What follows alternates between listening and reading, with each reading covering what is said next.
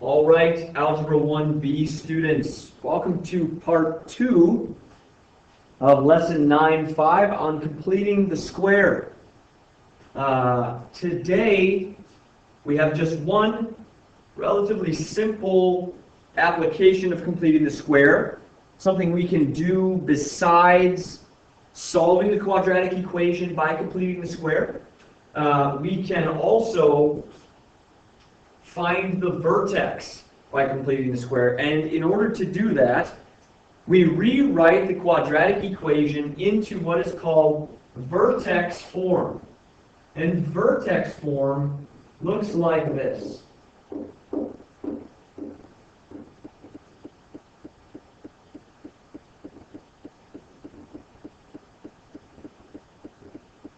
That is vertex form, where h and k are some number, and we can see that it's y is equal to x minus some number squared plus some other number. So we should recognize that from completing the square. We turn these quadratics into x plus something squared or x minus something squared and so on. And from this form, we can find the vertex because it's just this h number here and this k number here are my x and y coordinates of the vertex of that parabola. Okay, so once we get it into this form, it's just x minus some number. For example, x minus 3 squared plus 5. This would have a vertex of 3 and 5. Now notice, please, that even though this is a minus 3 right here, it becomes positive 3 over here. Okay, that's because we're looking at the number that we're subtracting inside the parentheses, and we are subtracting a positive 3. Now, if this said positive, then our vertex would be a negative. Okay, so whatever you see inside the parentheses with the x, you flip that sign for the x-coordinate of your vertex. And then the y-coordinate of your vertex is added on to the outside, plus 5 in that case. So we are going to complete the square and rewrite our equation into vertex form in order to find the vertex of a certain quadratic equation. We will do that with this example so you can see how this works. We're being asked to find the vertex of y equals x squared plus 6x plus 8. Okay, we need to complete the square. Now, in order to complete the square, remember that we would like just to have x squared plus 6x. I don't want the 8 to be there, so that I can complete the square with my x squared and my 6x tiles, which I will show you in a second. So first I'm going to take away this 8, make it appear on the other side. So now I have y minus 8 is equal to x squared plus 6x. Okay, now I'm going to complete the square on the right-hand side with this x squared plus 6x, and then deal with the y minus 8 later.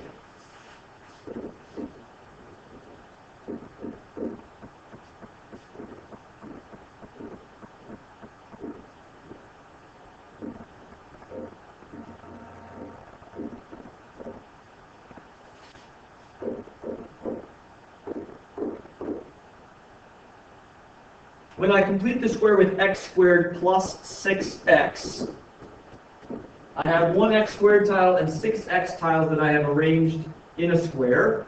And I should realize that right here, if I wanted to complete this whole big blue square, as we've been talking about before, I am, let's see, 1, 2, 3, 4, 5, 6, 7, 8, 9 units short of that. I'm missing 9 units right there.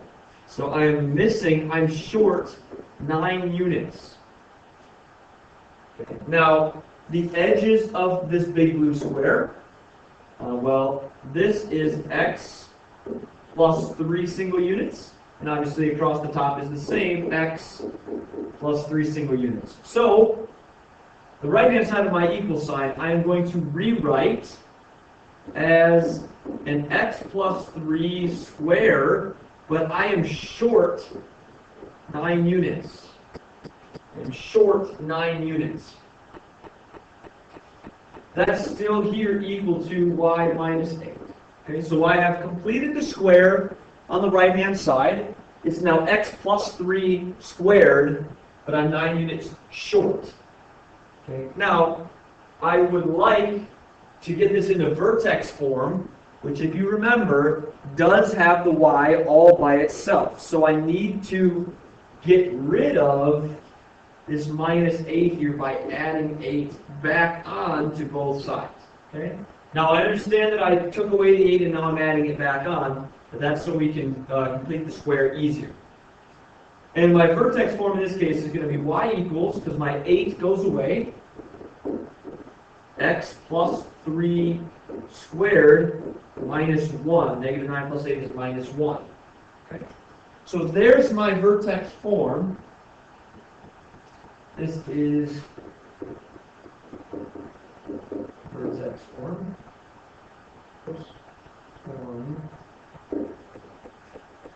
So the vertex of that equation then is the number I am taking away from my x, which in this case is a negative 3. Remember to flip the sign.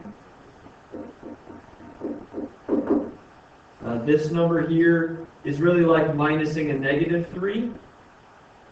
So my x-coordinate is negative 3, because that's what's attached to my x with the sign flipped.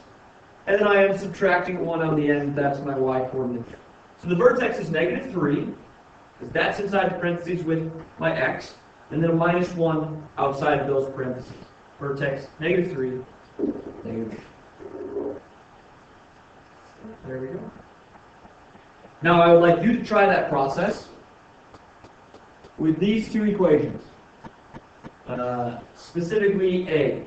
I will let you skip letter B. You don't have to do that one. But letter A, please complete the square and find the vertex. Write it in vertex form. And then come back and I will show you what you should get there. So pause the video, do letter A, find the vertex of that by completing the square, and then come back and I'll show you what we should get.